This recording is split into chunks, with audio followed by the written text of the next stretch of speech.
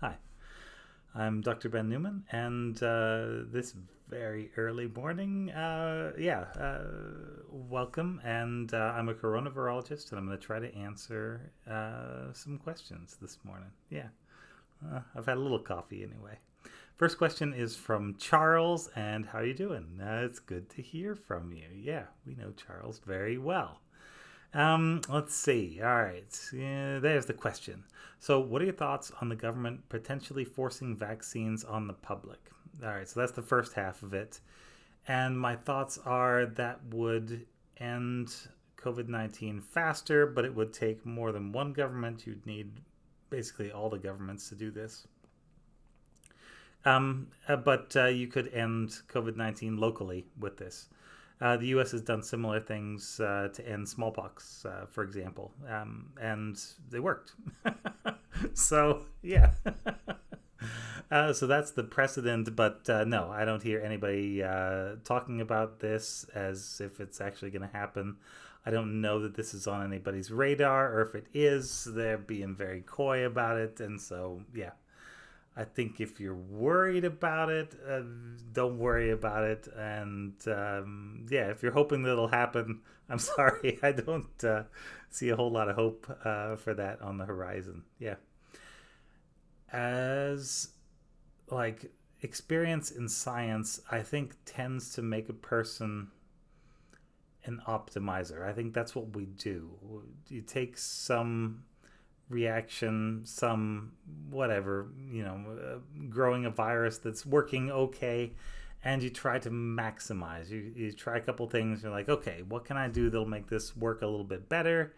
And essentially, inventing experiments is it's a little bit of engineering and planning and a ton of optimizing. So from that perspective, I think it's pretty, it seems like a fairly straightforward solution that if you've got a vaccine that's safe and works and you can't get enough people to willingly take the vaccine, you just say sorry in order to, if you want to play in society, this is one of the things that we require, and we have all sorts of laws, and we require all sorts of vaccines, and it's only this one that people are being super duper weird about at the moment, I would say. So there you go. That's only my perspective. Yeah. And I do not get to make these decisions. So, and frankly, I doubt that anyone who does make these decisions particularly cares what I have to say on them. So there you go.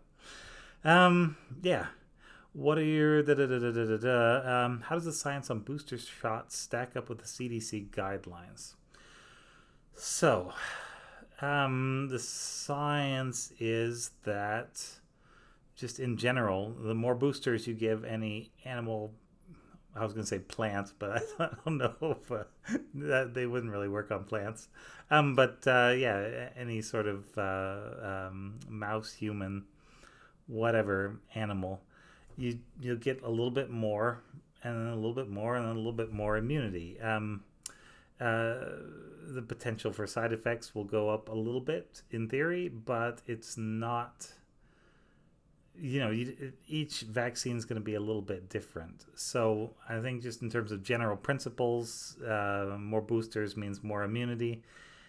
I also think that there's enough variability in how long the vaccine lasts inside of a person and how well a vaccine may work inside of a person that it's tough to just put a number on these things and say, all right, you have exactly 6 months and then you need to get another vaccine. Public health, or at least like national level, like CDC public health, tends to put guidelines like that in place because that's really the only practical way to do it. Scientific perspective, you would want to test and see how much of each component you have. And when you go below a certain line, then you would say, well, we need a little bit more. Let's put a booster in. And yeah, then it would be timed and tailored and everything. And it would be super expensive and very laborious and time consuming.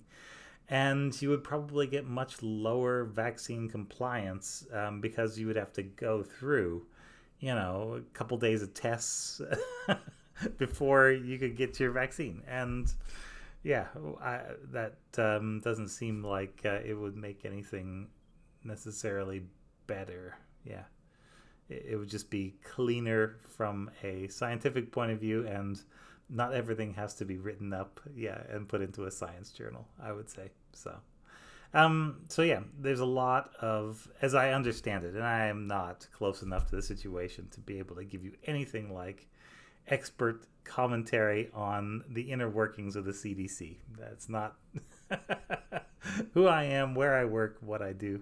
But from the appearance, it looks as though the CDC considers a number of things in addition to what's the latest science. I think it's more like along the lines of thinking what you'd call a cost benefit analysis.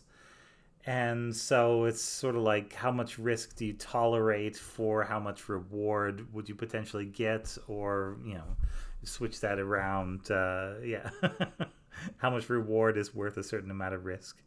And I don't know of a better way to do that. I know of more optimal, efficient ways to get to a particular goal.